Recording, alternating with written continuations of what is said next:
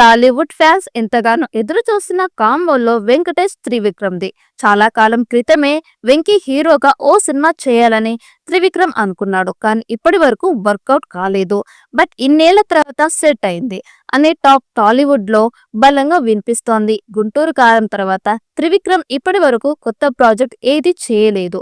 వెంకటేష్ సంక్రాంతికి వస్తున్నాంతో career best hit కొట్టి ఉన్నాడు. ఈయన ఇప్పటి వరకు కొత్త ప్రాజెక్ట్ ఏం అనౌన్స్ చేయలేదు. త్వరలోనే వెంకటేష్ త్రివిక్రమ్ కాంబోలో సినిమా అనౌన్స్ కాబోతోంది అంటున్నారు. అల్లు అర్జున్ మూవీకి కేటాయించిన టైం కంటే చాలా తక్కువ టైంలోనే వెంకీతో సినిమా కంప్లీట్ చేయబోతున్నారట.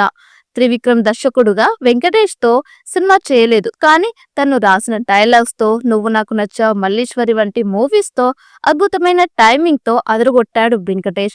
అందుకే ఈ కాంబో కోసం ఎదురు చూస్తున్నారు ఫ్యాన్స్.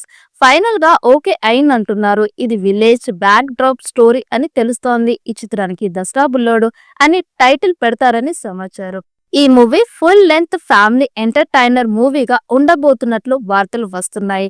గతంలో వెంకటేష్ హీరోగా రూపొందిన నువ్వు నాకు నచ్చావు, మల్లీశ్వరి సినిమాలకు త్రివిక్రమ్ శ్రీనివాస్ కథ రచయితగా, స్క్రీన్ ప్లే రైటర్ గా పనిచేశాడు. ఈ రెండు మూవీలు కూడా అద్భుతమైన విజయాలను అందుకున్నాయి.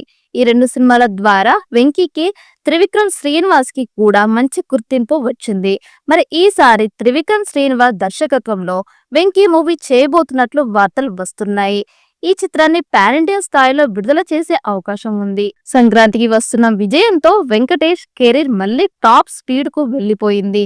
సంక్రాంతికి వస్తున్నాం వచ్చే 3 నెలలు అవుతున్నా కూడా ఇప్పటి వరకు నెక్స్ట్ సినిమా ఇదే అని అఫీషియల్ గా అనౌన్స్ చేయలేదు వెంకటేష్. చాలా సంవత్సరాల తర్వాత బ్లాక్ బస్టర్ అందుకోవడం, పైగా ఏకంగా 300 కోట్లు వసూలు చేయడంతో ఆ మార్కెట్ పడిపోకుండా సరైన ప్లానింగ్ చేసుకుంటున్నాడు వెంకీ.